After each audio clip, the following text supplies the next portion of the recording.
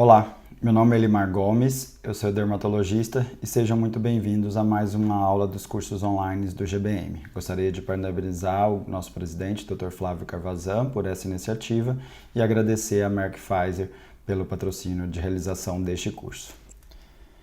Esses são meus conflitos de interesse relacionados a essa apresentação e nós vamos falar um pouquinho do carcinoma de células de Merkel, principalmente do seu diagnóstico.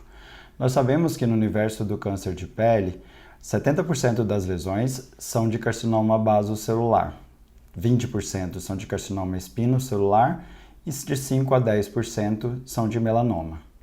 As neoplasias cutâneas raras apresentam uma incidência baixa, cerca de menos que 3% em cada população estudada, e são elas o dermatofibrosarcoma protuberans, o linfoma cutâneo e o carcinoma de células de Merkel. As células de Merkel elas foram descritas em 1985 por Frederico e Merkel e elas são distribuídas, assim como os melanócitos, ao longo da camada basal. Elas são diretamente ligadas a fibras nervosas e elas são consideradas células neuroendócrinas da pele. Neuro porque elas têm função de recepção tátil, né? Tanto pressão quanto sensação de textura e a própria sensação de toque. E, por outro lado, elas têm grânulos citoplasmáticos, assim como as células endócrinas, mas aqui não está bem claro a função endocrinológica dessas células. Já o carcinoma de Merkel foi descrito apenas em 1972 por Cyril Toker como carcinoma trabecular da pele. Nos anos 90, com o desenvolvimento dos anticorpos para a imunistoquímica de citoqueratina 20, facilitou-se muito o diagnóstico do carcinoma de células de Merkel. E já em 2018 foi descrito a presença do vírus poliomavírus em espécimes desse tumor, conseguindo fazer uma provível relação de fisiopatogenia relacionada à presença desse vírus. E falando especificamente sobre a fisiopatogenia das células de Merkel, a gente tem três grandes fatores: a radiação ultravioleta. Isso fica bem claro por conta do tumor apresentar-se nas pessoas de pele mais clara, principalmente nas áreas fotoexpostas com fotodano evidente. Além disso, cerca de 80% das lesões de carcinoma de células de Merkel pode ser reconhecido a presença do poliomavírus. E normalmente esses pacientes ou têm uma idade avançada ou algum histórico de imunossupressão, ficando claro que alguma participação da imunossupressão é necessária para o desenvolvimento deste tumor. Existem dois modelos que foram propostos para a fisiopatogenia do carcinoma de células de Merkel. O primeiro, a gente tem numa primeira fase a infecção da pele e a infecção ocorre nos fibroblastos. Esses fibroblastos acabam determinando a infecção das células de Merkel e a partir dessa infecção das células de Merkel nós temos uma proliferação dessas células malignas invadindo assim toda a epiderme e a derme. Uma segunda proposta de fisiopatogenia através do vírus polioma é que o vírus, após a infecção dos fibroblastos na derme, transformariam essas células em células de carcinoma de Merkel e elas se espalhariam através da derme em sentido ascendente também para a epiderme. Essas duas teorias são bastante discutidas, mas ainda não temos uma clareza exata da fisiopatogenia destes tumores. O que nós temos nos últimos anos do ponto de vista epidemiológico, um aumento muito significativo do número de novos tumores de câncer de Merkel. Observem que a incidência vem aumentando desde o início da descrição da doença do ano de 1972, mas que também ela tem sido facilitada com a inserção de alguns facilitadores de diagnóstico. Então aqui por volta dos anos 80, final dos anos 70, a inserção do microscópio eletrônico, depois o anticorpo de neurônio específica enolase para facilitação de diagnóstico, depois a inclusão do carcinoma de células de Merkel no CID oncológico e, por volta dos anos 90, o que facilitou muito o diagnóstico foi a descoberta da citoqueratina 20 para a imunistoquímica, como eu já tinha dito anteriormente.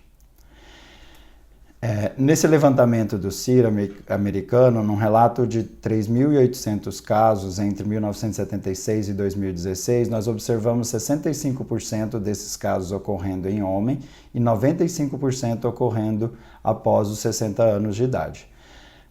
A doença é uma doença de incidência baixa, então nos Estados Unidos a gente tem 0,44 a cada 100 mil habitantes, na Escócia 0,13 e no estado de Queensland, na Austrália, um lugar onde tem uma das maiores taxas de incidência, chega a 1,6 por 100 mil. Como vocês podem observar, a gente tem uma tendência de aumento dessas doenças, provavelmente também pela característica de facilitação de diagnóstico e envelhecimento da população.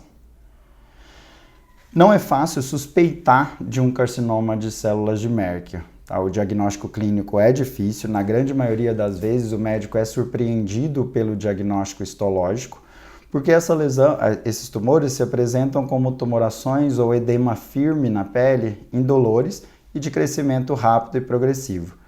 Normalmente a tonalidade varia do vermelho, do avermelhado ou púrpuro, fazendo com que essa hipótese diagnóstica não seja a primeira diante dessas lesões. O diagnóstico histopatológico também algumas vezes pode ser difícil, pode ser que o patologista não suspeite de primeira de um carcinoma de células de Merkel, porque ele pode apresentar áreas de célula muito semelhantes a um carcinoma basocelular ou espinocelular, que vocês vão ver na aula de histopatologia. Essas lesões elas têm um caráter recidivante e rapidamente progressivo. Então, se as lesões foram ressecadas de forma incompleta ou mesmo ressecadas completamente, pode haver uma recidiva muito frequente e isso também é um facilitador diagnóstico.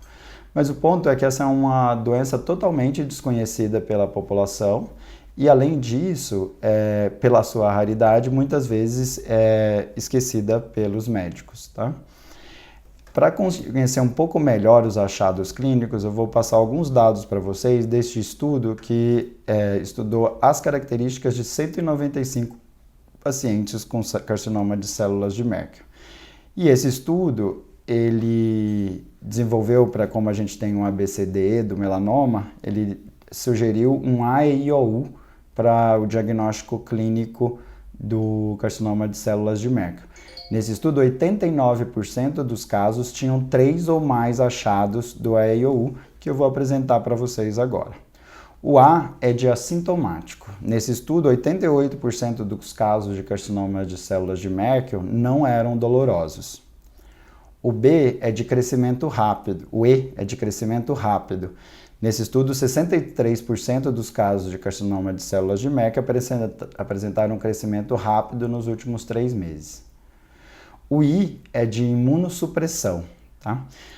Na verdade, apenas 8% dos pacientes desse estudo tinham uma imunossupressão severa a longo prazo, como HIV, leucemia ou pacientes transplantados. Só que o carcinoma de células de Merkel foi 16 vezes mais comum na população de imunossuprimidos do que na população em geral. E pacientes imunossuprimidos a longo prazo têm um risco maior de desenvolver o carcinoma de células de Merkel e o maior risco de recidiva após o tratamento. O O é de older, de older acima de 50 anos, porque 90% dos pacientes com carcinoma de células de Merkel nessa população tinha 50 anos ou mais. E esse risco continua aumentando com a idade. Vocês podem ver aqui também no levantamento do CIR que a incidência começa a subir após os 50 anos de idade e é muito alta acima dos 80 anos de idade. Sendo que, como a gente já tinha dito antes, ela é mais frequente nos homens do que nas mulheres. Por fim, o U é de área exposta à radiação ultravioleta na pele clara. 81% dos casos de Merkel nesse estudo surgiram em áreas fotoexpostas e 98% dos casos em fototipos baixos. Como eu já havia dito antes, a hipótese diagnóstica de carcinoma de células de Merkel não é normalmente uma hipótese frequente diante de uma lesão. Vejam nesse mesmo estudo que avaliou quais eram a impressão clínica da primeira avaliação. 56% eram de lesões benignas e 36% de malignas. Entre as benignas, 32% foram levantadas a hipótese de cisto ou lesão acneiforme. Depois lipoma, dermatofibroma, lesões vasculares ou mesmo picadas de inseto. Do lado maligno, a gente vê 32% de hipótese de carcinomas de câncer de pele não melanoma, 6% de linfoma, 2% de carcinomas metastáticos, 2% de sarcoma e só 1% de suspeição diagnóstica de carcinoma de células de Merkel. Isso reflete justamente o que eu havia dito sobre a dificuldade em pensar em carcinoma de células de Merkel diante de uma lesão suspeita.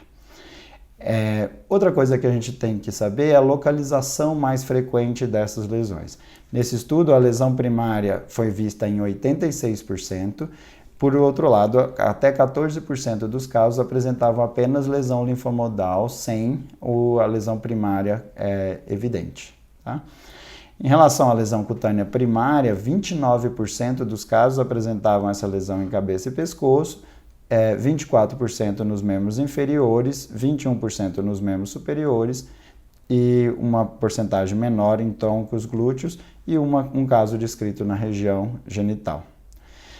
No levantamento um pouco maior do CIR, com um N de 1.034 pacientes, a gente observa que no sexo masculino, a área de cabeça e pescoço realmente é a área de maior risco de desenvolvimento da doença, enquanto seguido pelos membros inferiores e tronco numa frequência relativamente igual. Já nas mulheres, a área de maior risco nesse levantamento foi o tronco, depois cabeça e pescoço e membros inferiores. Isso em referência aos membros superiores nesse estudo. Vou mostrar para vocês alguns exemplos de casos. Esses casos são do site merkelcell.org, onde tem um banco de imagens bastante interessante sobre o carcinoma de células de Merkel. Aqui uma lesão dentro do pavilhão auricular, que lembra bastante um carcinoma espino-celular. E aqui uma lesão na pálpebra superior, que pode ser confundida com um terçol. Esses dois casos também de cabeça e pescoço. Aqui uma lesão que poderia ser bastante confundida facilmente com um carcinoma basocelular. E aqui nessa outra imagem um tumor de coalizão de carcinoma de células de Merkel associado a carcinoma espinocelular, coisa que a gente sabe que não é infrequente os tumores de coalizão. Lesões nos membros superiores com padrão infiltrativo, eritematoso, lesão nos membros inferiores com padrão mais verrucoso, mais vegetativo. Aqui uma lesão no membro inferior, também uma lesão bastante expansiva, eritematosa, que pode ser confundida realmente com um cisto inflamatório. Lesões nas mãos, né? Essa que poderia ser facilmente confundida com um granuloma piogênico, a gente percebe a presença de um colarete, e uma outra lesão de característica mais tumoral mesmo no dedo da mão. Essa lesão na região temporal já é acompanhada da presença de linfonodo na região mandibular, e a gente vê que não é infrequente o cometimento de linfonodos ao diagnóstico. Essa é uma curva que avalia o tamanho da lesão inicial com a chance de ter linfonodo comprometido. Vejam que com meio centímetro de tamanho de lesão, a gente já tem 14% de chance de comprometimento linfonodal, com 1,7 centímetro, 25% de chance de comprometimento, e acima de 6 centímetros chega até 36% a chance de comprometimento linfonodal. E a dermatoscopia, ela oferece algum facilitador para o diagnóstico do carcinoma de células de Merkel? O principal os estudos que a gente tem são estudos pequenos, um N não passa de 12 em cada estudo, mas o que a gente observa é que todos eles relatam a presença de áreas ou glóbulos vermelhos ou róseos leitosos, em mais de 80% a 100% dos casos, e outras presenças de estruturas vasculares são descritas. Elas são lesões vermelhas, né? São pink lesions. Então, a principal descrição realmente são desvasos. Então, a gente pode ver vasos lineares irregulares, pode ver vasos arboriformes, numa frequência um pouco menor, vasos polimorfos, vasos fora de foco, áreas sem estrutura, né? Áreas esbranquiçadas sem brilho e áreas esbranquiçadas brilhantes. Mas nenhuma dessas características a gente sabe que poderia ser direcionada especificamente para carcinoma de células de Merkel, pois elas estão presentes no diagnóstico de outros tumores com essa característica avermelhada. Além disso, outros achados que foram descritos foram a desordem arquitetural, vasos alargados, vasos com foco muito definido, vasos em pontos, colarite, como eu já tinha mostrado naquela lesão clínica, hiperkeratose e descamação e vasos glomerulares que podem nos confundir com o diagnóstico de carcinoma espinocelular. Juntando todos esses achados, o modelo proposto para a dermatoscopia de um carcinoma de células de Merkel é esse: vasos dilatados, com padrão arboriforme, com áreas fora de foco, né? Ou vasos lineares irregulares. Além disso, áreas branco avermelhadas ou vermelho leitosas, também um pouco fora de foco, e a presença também de estruturas esbranquiçadas e crisálidas. Aqui alguns exemplos de dermatoscopia do carcinoma de célula de Merkel, onde a gente pode observar justamente essas características. Vasos dilatados, com pouco foco, áreas esbranquiçadas, sem estruturas, vermelho-rosadas, ou aqui um pouco mais violáceas. E aqui alguns outros casos. Aqui a gente poderia começar a ter um pouco de confusão com vasos glomerulares nessa região, mas sempre lesões de difícil percepção, sempre lesões róseas com essa tonalidade que variam do vermelho mais claro até o violáceo. Vejam esse caso clínico, um paciente de 71 anos, masculino, que referia uma tumoração de crescimento progressivo no couro cabeludo há 2 meses. Aqui, no primeiro momento, eu tenho apenas só a lesão clínica, uma lesão de difícil diagnóstico, né? Mas que também já dá a impressão que terá algumas lesões satélites aqui nessa região. A gente pensaria em carcinoma espinocelular, pensaria em melanoma melanótico. Foi feito uma biópsia excisional da lesão apenas para diagnóstico e foi diagnosticado o carcinoma de células de Merkel. Já no retorno, para pensar no tratamento posterior, a gente viu que aquelas lesões que estavam um pouco menos evidentes tiveram um crescimento significativo nesse intervalo de 2 para 3 semanas e a dermatoscopia feita dessas lesões não mostrava nenhum achado muito característico, só as descrições anteriores. Vamos ver esses outros 3 casos clínicos. Aqui, um paciente de 84 anos, masculino, de fototipo baixo, referindo uma tumoração de crescimento progressivo na perna há mais ou menos 6 meses. Uma senhora de 92 anos, com uma tumoração de crescimento progressivo no rosto há 1 mês, aqui na região temporal. E uma senhora de 65 anos, com fototipo 2, referindo uma tumoração de crescimento progressivo no dorso há 2 meses. Uma história clínica que é compatível com carcinoma de células de Merkel em todos os casos. Vamos ver a dermatoscopia de cada uma das lesões. A gente observa nessa lesão vasos mais dilatados, algumas áreas onde a gente observa os vasos sem foco, áreas sem estrutura, áreas branco-avermelhadas, uma área de ulceração nessa região. Nessa lesão da região temporal, nós observamos também uma área de ulceração recoberta por escamas aqui, áreas sem estruturas, vasos de padrão polimórfico pouco evidentes. E nessa lesão do dorso, mesmas características, uma lesão também com áreas de hiperkeratose, vasos irregulares, áreas branco-leitosas, mal definida, por aspecto inflamatório na região.